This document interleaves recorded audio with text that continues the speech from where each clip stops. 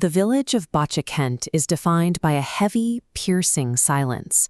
At 4 o'clock in the morning, before the birds or the villagers wake, the air carries a weight that seems to press against the ears. To reach the family fields, one has to navigate a 2-kilometer stretch of dirt road. The village elders have always maintained a strict, singular warning for this path: never go alone and never look back.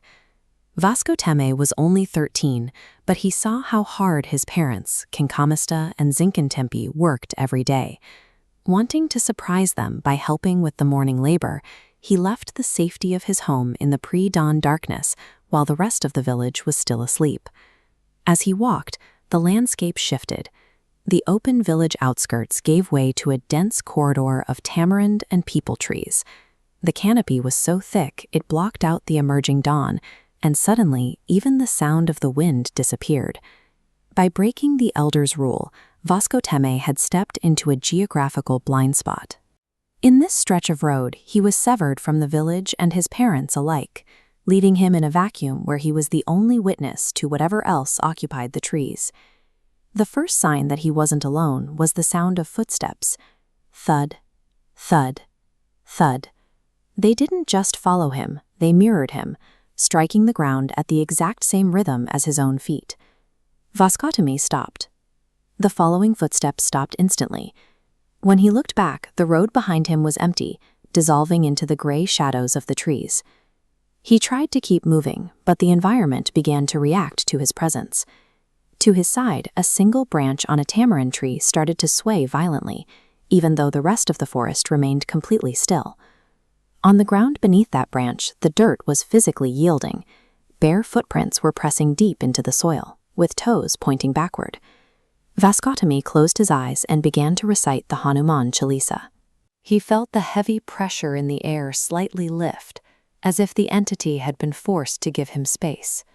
He kept the prayer going, but the moment he paused to take a breath, something struck. An unseen force kicked him in the spine with enough power to throw him to the ground, leaving him bleeding and gasping in the dirt. The entity had used the mimicry to measure him, matching his pace and waiting for the exact moment his focus slipped.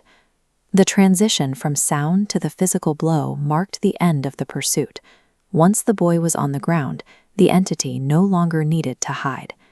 As Vasco Teme tried to stand, the summer morning air turned freezing.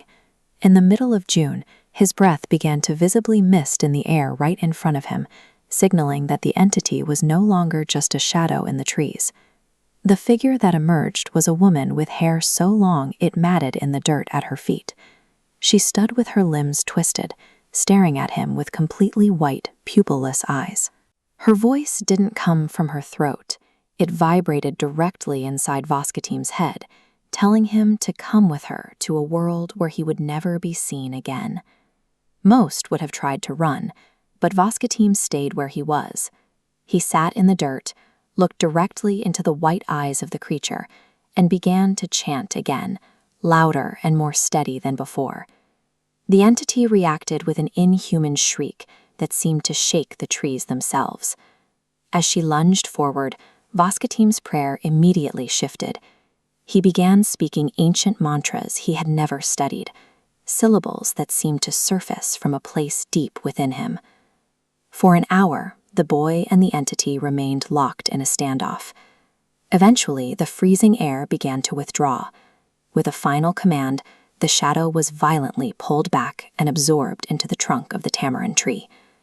Vasco Teme had survived by refusing to give in to the instinct to flee.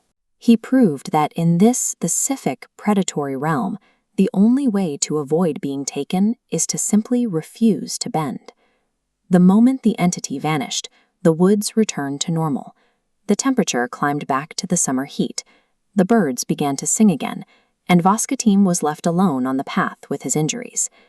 A new light appeared on the road, not the harsh glare of the entity, but a soft, warm presence. His grandfather's spirit materialized, bringing a sense of peace that finally allowed the boy to breathe. His grandfather revealed that he had been standing guard the entire time. The ancient mantras that had come to Vasco Teme's lips were a gift, but they were only accessible because the boy had found the strength to hold his ground. When Vascatim finally reached the field, his parents were horrified by his bloodied knees and pale face. After hearing the story, his father made sure the old rules were never ignored again. From that day on, the family only traveled the road together. The tamarind tree where the entity was bound still stands on that path. Local villagers still avoid it after dark, claiming they can hear something scratching and muffled crying coming from deep within the wood. Bravery isn't about being unafraid. It's about making the choice to stay put when everything is telling you to run. Vascatim's choice didn't just save his life, it permanently anchored a nightmare to a single tree.